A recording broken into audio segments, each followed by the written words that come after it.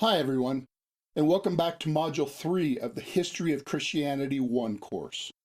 In the previous module, we looked at the early church in general in the latter 1st and early 2nd centuries. In this module, we'll explore one specific aspect of the early church's experience. But this was a defining characteristic of what it meant to be a Christian in the first few centuries. In this section, we're talking about the persecution of Christians that took place in the earliest centuries and the martyrdom of many Christians for their faith. I want you to learn this material not just as fascinating stories of faithfulness under pressure, but also to help you live in our current world, where Christians are currently the most persecuted group in the world, and have been for about a century. And in the North American and European societies, where the culture has fairly swiftly changed from Christianity being the dominant social force to Christianity being more openly dismissed and despised. Now, who knows where it will go in the future, but we should be ready. Before we get into the historical details, let's look at the timeline to place these events in the calendar. If you read the New Testament carefully, you see persecution and even martyrdom almost from the very beginning of the church. Stephen was the first martyr, as we read in the book of Acts. And this persecution and suffering was a threat for the next 2 centuries, up until Galerius issued the Edict of Toleration in 311 AD. But as we'll see in more detail in a minute, this persecution was not consistent throughout this entire period. Rather, it came and went in waves, in different times and in different places and from different sources. But for this entire period, Christians were subject to hatred and various levels of persecution. Now, let's look at the history of persecution in this period. The first thing to understand, in order to grasp this period, is that there are different kinds and degrees of persecution. There are different kinds of suffering, and we need to distinguish between deserved and undeserved suffering. So if you're a jerk or a crook, you should not be surprised if people don't like you. But that's not what this section is about. In this period, Christians were unjustly persecuted just for being Christian. And there are different levels, different intensities of suffering and persecution. First, there's what I call personal or emotional persecution, where someone is put down and emotionally, verbally abused.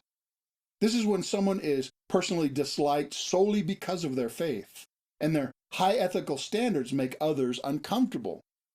You see, people who hate Jesus hate people who remind them of Jesus. So they're made the subject of jokes, put-downs, and insults. They're spoken against and reviled. But that's as far as it goes at this level. But then it will often go to the next level, which I'm calling sociological persecution. This is where someone is excluded and prejudiced against in tangible ways. They're somehow depersoned, treated like they are inferior to others who are part of the in-group. They may be excluded from social benefits or fired from their job. They're subject to discrimination and abuse in informal ways. And the current term for this is being canceled. Then it can escalate to legal persecution, where someone is subject to arrest, loss of property, etc. In some places today, there are formalized laws against converting to Christ or being a believer, which have severe punishments. And in other places, people can get sued because they won't bake a cake, or they won't go along with proclaiming a message that they don't believe. And then it can escalate to physical persecution, which includes physical suffering, arrest, torture, and even death. Now, all of these levels are real persecution and suffering, but they're not the same level. And it never starts at legal and physical suffering. First, a group is demonized and excluded sociologically, and only later does it escalate to arrest and execution. Now, in the history of the church, we see this happening. In the New Testament, we see slander and persecution against the disciples almost from the start. We see the same divided reaction that people had towards Christ. Some loved him, some hated him. So many people were very positive towards the early Christians, and many were very negative. We see the leaders arrested and beaten for proclaiming Christ, and there was even occasionally a person being killed for their faith. Now, at first, this opposition came from Jewish leaders and leaders of pagan religions who saw Christianity as a rival to their religion and converts to Christianity as traitors. And throughout the next 3 centuries, the church would suffer persecution, but not in a sustained, organized way. It came and went in waves. It was sporadic and haphazard. On the local level, depending on who was angry or jealous or afraid of Christians, the persecution varied. And in terms of the Roman Empire, their actions towards Christians changed depending on who was emperor and what was their priority at the time. So, the church experienced waves of persecution. Fox's Book of Martyrs lists 10 primitive persecutions. First, there was persecution under Nero around 67 AD. Nero's persecution was mostly limited to the city of Rome. It was started on the pretext of blaming Christians for a fire that destroyed most of Rome. And around this time, Peter wrote his first epistle, warning his readers to be prepared for persecution in Asia Minor. Peter and Paul were both likely martyred in Rome under Nero's persecution. And this persecution was brutal and sadistic. There are stories that Nero had Christians sewn into animal skins and then thrown into wild animals as entertainment for spectators. And Christians were also tied to a pole, covered in wax, and lit on fire to serve as torches for Nero's garden parties. And then a persecution under Emperor Domitian began around 81 AD. Domitian's persecution is usually the one connected with the book of Revelation, which was written to prepare believers to stand faithful in persecution. At this time, the Apostle John was boiled in oil, but miraculously survived. And it was a legal rule that, quote, no Christian, once brought before the tribunal, should be exempt from punishment without renouncing his religion. And the empire set up a test of loyalty that people would have to offer a sacrifice to the emperor, which no Christian could do with a clear conscience. Then there was a third persecution under the Emperor Trajan around 108 AD. And we know this from correspondence written by Pliny the Younger, who wrote to Trajan asking what to do about Christians. Pliny spoke well of Christians and their morality, but he said that they were obstinate and refused to curse Christ when forced to do so. And the emperor replied, the Christians should not be sought out for punishment, but should be punished if they were accused and did not deny Christ. And Ignatius was martyred at that time, and we'll look at his story in a minute. Under Adrian, Trajan's successor, one of his high military commanders, named Eustachius, politely refused to participate in pagan sacrifices during the celebration of military victories that he himself was responsible for, and he refused because he was a Christian. But the emperor ordered he and his whole family be killed because of it. The next persecution was under Marcus Aurelius, around 162 AD. Polycarp and Justin Martyr were killed at that time, and we'll come back to their stories. Then another persecution happened under Severus around 192 AD. Victor, the bishop of Rome, was killed. Leonidas, the father of Origen, was killed. Irenaeus of Lyons was killed. And Perpetua, a famous female martyr, was killed. Again, some of their stories are coming up. Another wave of persecution happened under Maximus around 235 AD. Pontianus, the bishop of Rome, was killed. Famous theologian Hippolytus was killed at this time. And a large number of Christians were killed just for being Christian. The next persecution was under Decius around 249 AD. The church had become divided because of the inroad of various heresies, which we'll examine in later sections, and therefore it did not stand very well in this wave of persecution, and a huge number of Christians were killed, including Fabian, bishop of Rome, and Origen of Alexandria. Then, under Valerian, around 257 AD, Stephen, the bishop of Rome, was killed, and then Sextus, the next bishop of Rome, was also killed.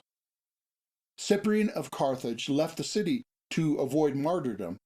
He later returned, and when persecution renewed a lot later, he was killed.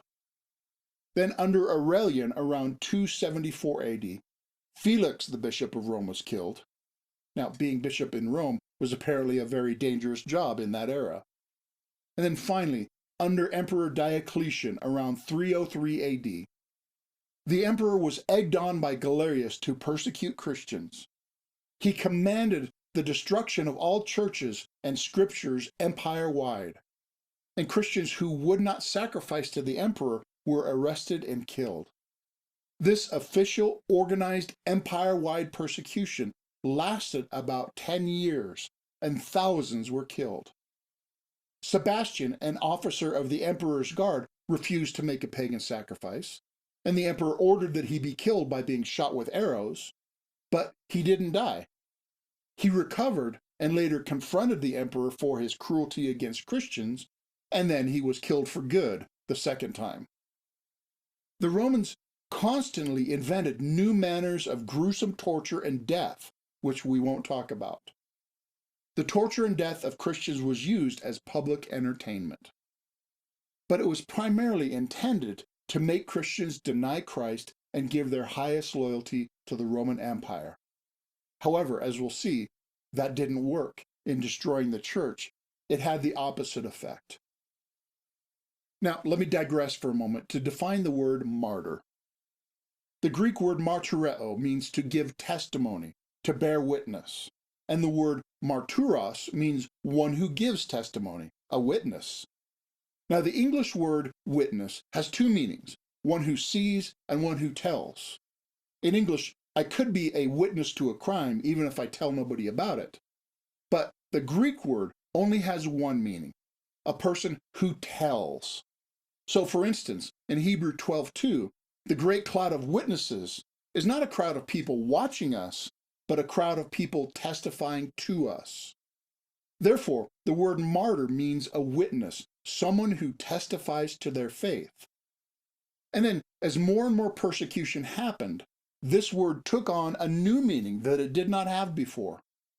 It came to be used for one who gave the ultimate witness, one who proved their faith, who backed up the witness of their words with the witness of the ultimate sacrifice. So a martyr is one who testifies to Christ by their willingness to give their life for him. Now let's try to understand the reasons behind the persecution and martyrdom. First, we'll look at the political and cultural situation. There was a strong ideal of political unity in the Roman Empire. The empire was very tolerant in terms of personal lives and beliefs, as long as it stayed personal and did not rock the boat publicly. They pushed syncretism, that is, join your gods to our gods, the more the merrier. But they also subtly pushed the idea that the Roman pagan gods were the official religion of the Roman Empire. Others were permitted, but only if they also honored the Roman gods. And Rome demanded tokens of loyalty to the emperor, usually by worshiping him as a god. So, when riots happened, caused by religious opposition to Christianity, Rome got uptight. They hated anything that would cause division, strife, and unrest. And they especially hated anything that would take loyalty away from Rome. And in this context, it became clear that the Christians were countercultural. They were different. They would not participate in social functions connected with pagan worship. They would not participate in emperor worship. Their main confession, Jesus is Lord, went directly opposite to Caesar is Lord. And many would not serve in the army. Now, at first, when Christianity was seen as just a form of Judaism, it got the same protection as a legal religion. But later, when it became clear that Christianity was distinct from Judaism, it no longer had legal protection. And this played into the political paranoia of the Romans. because Christians were close-knit and their numbers were growing, and they had an empire-wide organization that was unified and communicated with one another. Many of the emperors were power-mad and so were very suspicious of anything that they saw as a rival or a threat to their power. And there was also a lot of political maneuvering. That is, various leaders used Christians as a whipping boy to get on the emperor's good side, or treated them as a threat to raise sympathy for their side and what they were doing. But there was also political scapegoating. See, whenever there was a natural disaster or military defeat, Christians were the ones blamed for it. And there was plenty of propaganda and false rumors that slanderously demonized Christians. Now, in light of all this, I want to briefly mention the response that Christians typically gave. They consistently stated that the persecution is undeserved. The false rumors are false. Now, we'll see when we study the early apologists in a later section that they often said that Christians were the best citizens. They were honest, upright, and loyal to the emperor. And many secular writers of the time agreed. So that was the political situation behind the persecutions. But we also need to try to understand the mindset of the persecutors. This is not to excuse that mindset or behavior, but only to understand it. I'm explaining this so that you will understand this way of thinking in order to resist it in your own life and in others. You see, religion and worldview are ultimate issues about the highest of loyalties.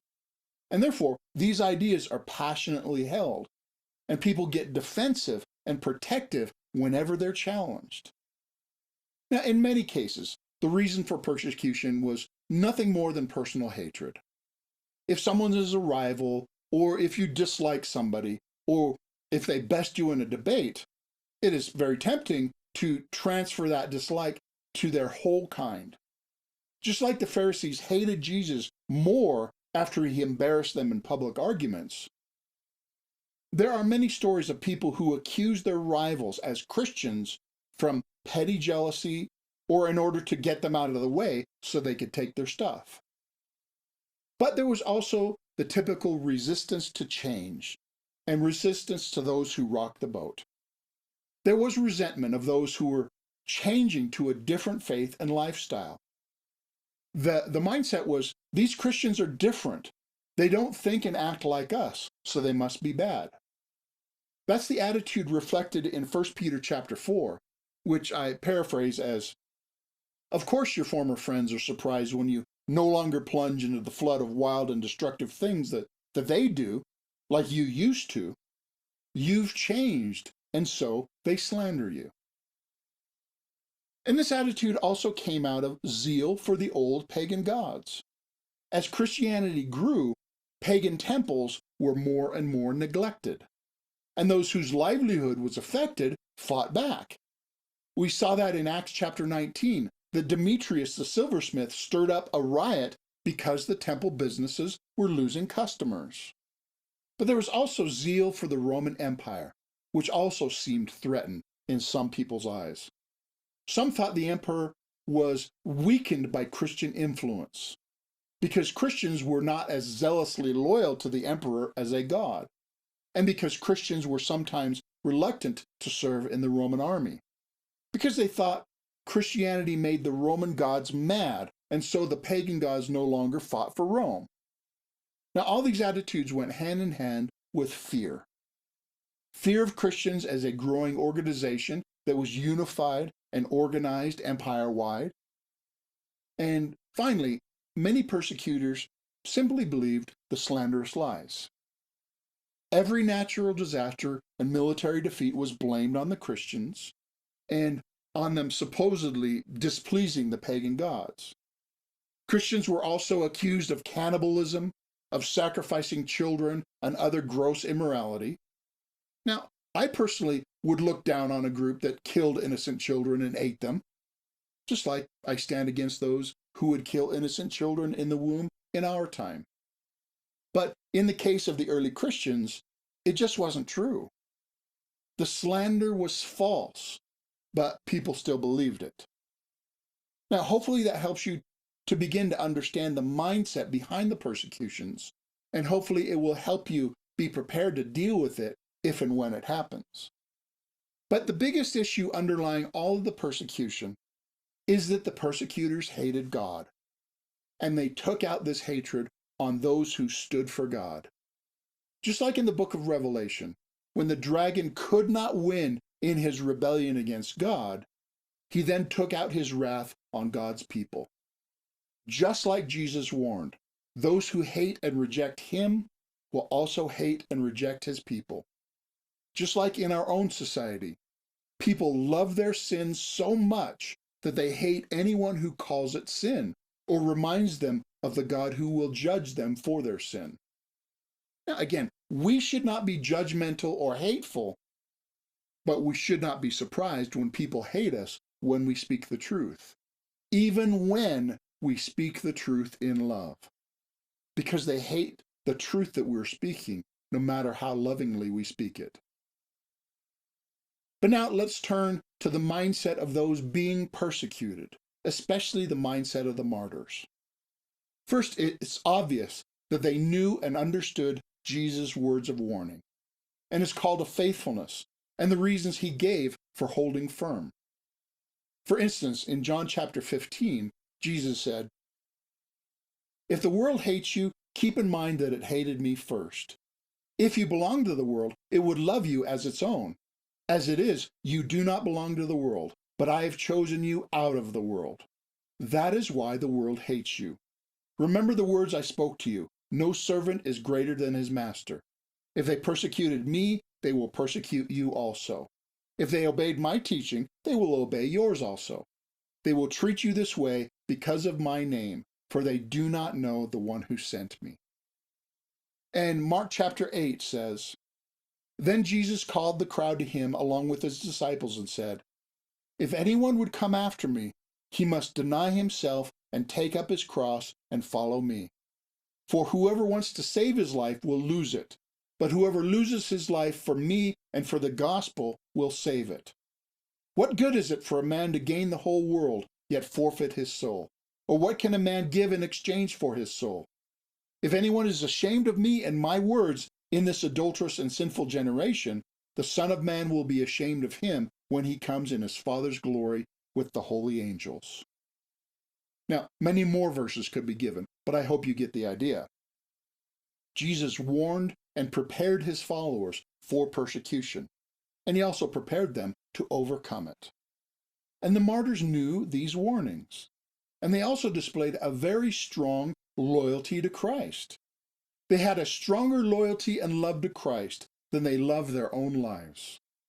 Right before he was killed, when Polycarp was commanded to deny Christ, he replied, 86 years I have been his servant, and he has done me no wrong. How can I then blaspheme my king who saved me?" And another martyr named Nicomachus said, when he refused to offer sacrifice to pagan gods, he said, "I cannot pay that respect to devils which is only due to the Almighty." Now, the martyrs knew exactly what they were doing, and they had counted the cost. Denisa said, "Why would you buy a moment's ease at the expense of a miserable eternity?" And Ignatius of Antioch, before he was killed, he wrote, "Now I begin to be a disciple. I care of nothing, of visible or invisible things, so that I may but win Christ. Let fire and cross, flocks of beasts, broken bones, dismemberment, let the grinding of the whole body and all the malice of the devil come upon me, so long as I attain to Jesus Christ." And some Christian parents brought their children with them into the arena to die because they thought that it is better that their Christians die as, that their children die as Christians than that their children be raised as pagans. They took very seriously the fact that their citizenship is not in this world, and so they cared more for eternity. And they were willing to pay the ultimate cost to gain a greater reward in eternity with Christ, which even death could not take away from them. And they also had a desire to be a witness for Christ in their suffering. In his epistle to the Romans, Ignatius wrote, "I want all men to know that I die for God of my own free will. Let me be given to the wild beasts, for through them I can attain to God. I am God's wheat, and I am grounded by the teeth of wild beasts, that I may be found pure bread. Entice the wild beasts, that they may become my tomb, and may leave no part of my body behind, so that I may not, when I am fallen asleep, be burdensome to anyone. Then shall I truly be a disciple of Jesus Christ, when the world shall not so much as see my body." And some even began to think that martyrdom was meritorious, earning them greater favor with God. Now, some went too far and believed that if they died a martyr's death, they would somehow earn salvation. That was the beginning of the distorted ideas of merit and penance, somehow earning favor before God. That mindset might be reflected when Justin Martyr said, "If we are punished for the sake of our Lord Jesus Christ, we hope to be saved." Now, overall, that was the thinking behind why the martyrs gave up their life instead of denying Christ. So now I want to touch on a few of the stories of individual martyrs. First is Ignatius of Antioch. He was accused by a rival and arrested. He traveled to Rome to die, encouraging Christians all along the way. And during his travel, he wrote epistles that are included in the Apostolic Fathers, as we noted in the last section. In one of those epistles, he asked the Roman Christians to stop trying to get him released from punishment. He wrote, "I fear your kindness, which may harm me. You may be able to achieve what you plan, but it will be very difficult for me to attain unto God. If you remain silent about me, I shall become a word of God. But if you allow yourselves to be swayed by the love in which you hold my flesh, I shall again be no more than a human voice." He said he wanted to imitate Christ in death, believing that in this way his ministry would be most powerful. And he thought that if he somehow was released from martyrdom, it would appear that he had denied Christ. Now, Ignatius is also famous for teaching against Gnosticism and Docetism, which we'll look at a later section. Next is the story of Justin Martyr. And by the way, Martyr was not his surname, but it is a title given to him because he was martyred.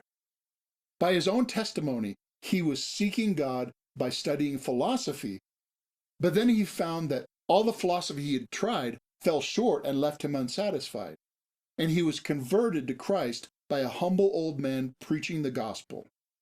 He wrote, "A fire was suddenly kindled in my soul. I fell in love with the prophets and these men who had loved Christ. I reflected on all their words and found that this philosophy alone was true and profitable." And he then employed his philosophical skills to proclaim Christ. He started a public school to teach what he called the true philosophy, which was the Christian faith. He publicly debated with a cynic named Crescens, and Crescens then accused Justin and his disciples to the authority. Justin was arrested and told to recant, and he replied, "No one who is rightly minded turns from true belief to false." And so he was beheaded for his faith. Then is the story of Polycarp. He was a disciple of the Apostle John, and he later became the bishop in Smyrna. He is known for his opposition to Marcion and the Gnostics, and stay tuned to learn about them later. He is best known from his epistle to the Philippians and the martyrdom of Polycarp, both of which are included in the Apostolic Fathers. At the age of 86, soldiers were sent to arrest him. He had received a vision and said to his friends, "I must be burned alive." So he did not run from the soldiers coming to arrest him. Rather, he said, "God's will be done." He was interrogated by the Roman official, who threatened, "You'll be thrown to wild beasts. You'll be burned alive." But Polycarp replied, "Your fires will last but a little while. but the fires of judgment reserved for the ungodly cannot be quenched. But why do you delay? Come, do what you will.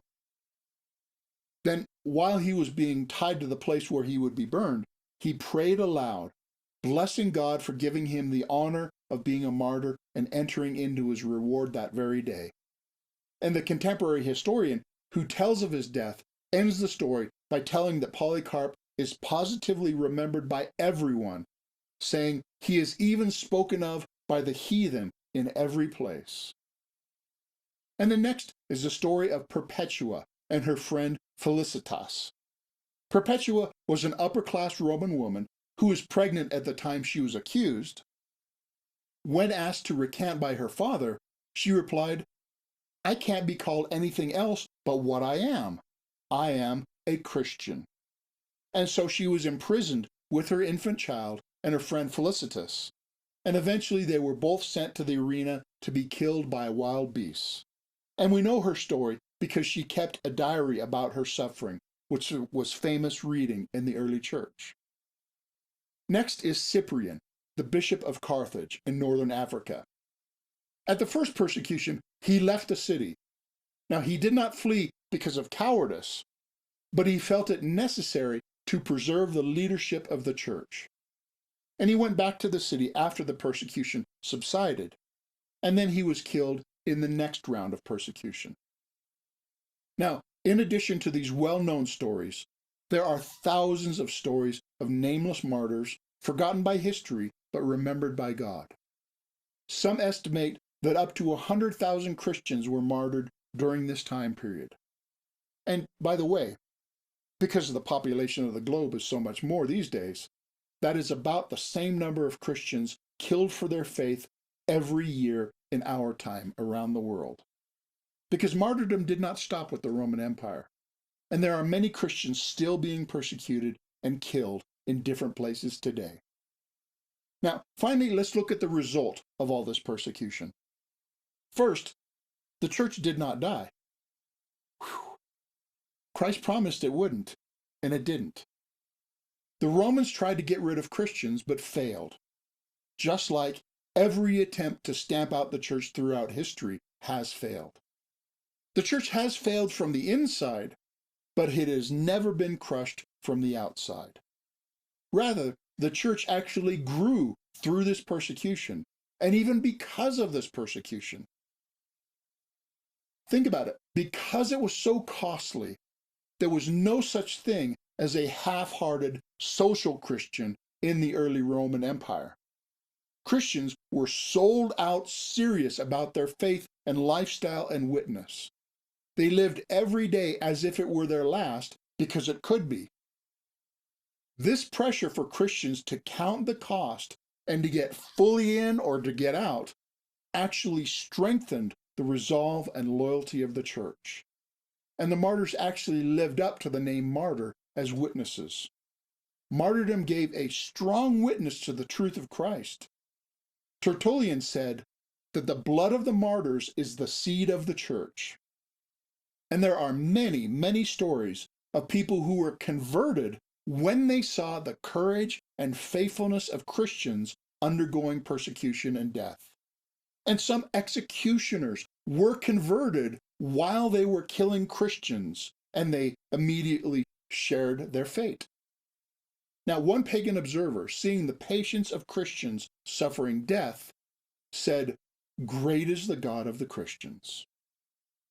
Now, when God's people love Christ more than they love their own lives, it demonstrates to a watching world how valuable Christ actually is. Even as the church experienced more and harsher persecution, it actually grew stronger and grew in numbers.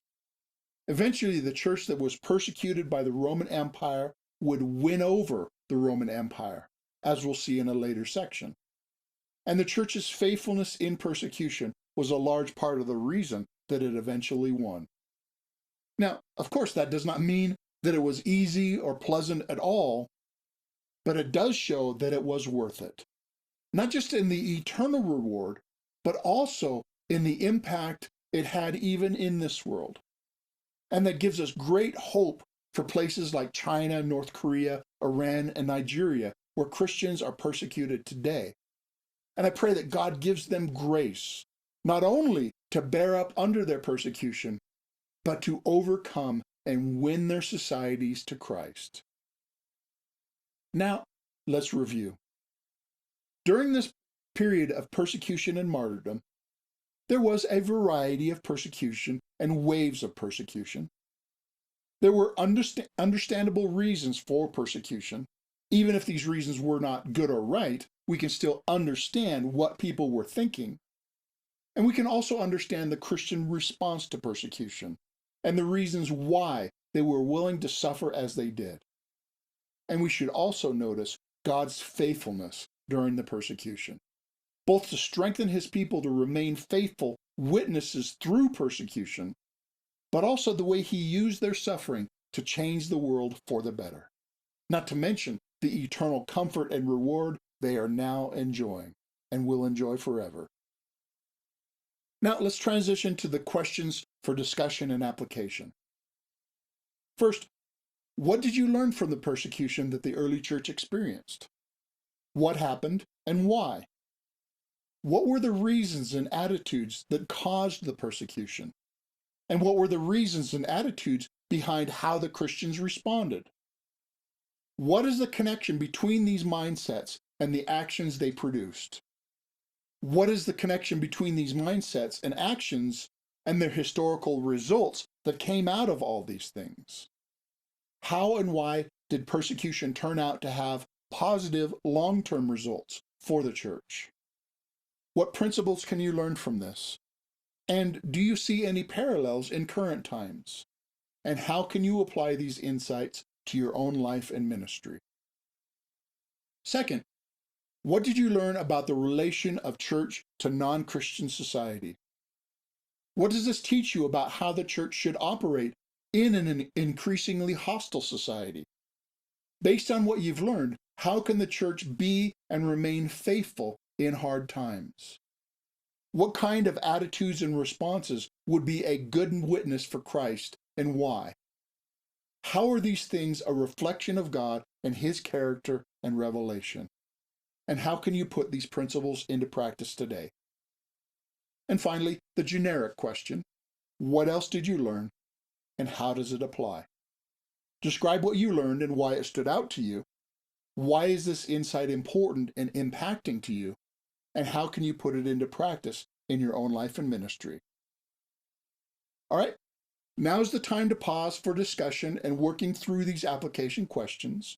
And when you're ready, restart, and we'll look at some guiding principles that may give further insight and application. So pause the video now.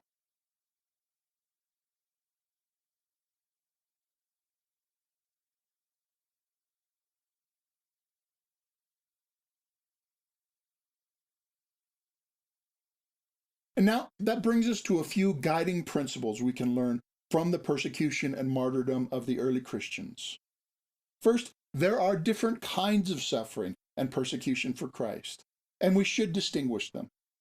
We should not think we're martyrs just because a coworker mocks our faith. But at the same time, we should recognize that this kind of thing is the first step on a road that could lead to violence. Hitler did not start with mass murder. He started with slander and worked up to mass murder. The mocking of Christ is not the same as killing people for their faith, but it is a difference of degree, not of kind. Second, Jesus predicted his people would suffer and be hated, so we should not be surprised when it happens. It is a normal part of living for Christ to some degree. And as I said in the last section, we should not be the cause of this hatred. Our suffering for Christ must be undeserved suffering, and we cannot reply to hatred with hatred. The New Testament warns us that persecution will happen, but it also teaches us how to respond well, not replying in kind. We should also count the cost, both the cost of suffering and the cost of refusing to suffer. Recognize that Jesus warned us against denying him when things get tough, and the cost of denying Christ is infinitely higher than the cost temporary suffering and even death. Because for a faithful Christian, death is temporary. But for those that reject Christ, death is eternal. And so a willingness to suffer well for Christ is good. And that means we should suffer in the right way, in a way that is innocent and demonstrates the worth of Jesus. Our suffering should be a good witness, demonstrating the reasons why Christ is better than any alternative. And then we need to recognize that persecutors usually think they're doing good in their own minds. Just like the Apostle Paul thought he was serving God by harming Christians before his conversion. Many persecutors are convinced in their own mind that they are doing right. And so, as Christian witnesses, we need to understand where they are coming from so that we can effectively respond. By standing firm against sin, we are not actually hating sinners, rather we are loving sinners by standing against the sin that is harming them. And we are pleading with them to find freedom from sin and to live a better way that would give true satisfaction and life. And this means that godly suffering is good witness. The way that we undergo and respond to unjust persecution shows the world a lot about what God is like. It shows that He is worth it, even if we suffer. It shows that eternity is more important and more valuable than anything this world has to offer. And when we respond with grace and not hatred, it displays God's love for people, even when we were sinners. And finally, remember, God is faithful. This is something we demonstrate to others when we suffer well for Christ. But this is also something we first need to settle in our own mind to enable us to suffer well for Christ. If and when we experience persecution, we are told to count it all joy and that we are blessed, because God sees and He will repay far beyond what it costs us. And God can and will bring good things out of our suffering. We may not know why we're suffering in the grand scheme of things, but we can know God and know that He can be trusted to bring us through and bless us, even when we cannot yet imagine how it could turn out well. And that draws this section to a close. This was a particularly sad and painful era of history for the church. But God was still God and brought much good out of it. And I hope you've been inspired by all that God did through the people of that time. And I pray you've been encouraged and hopefully prepared for whatever extent that you will live through similar times. In the next section, we'll talk about the same general time of history, but we'll look at it from a different perspective. And I'm looking forward to it. Thanks for watching.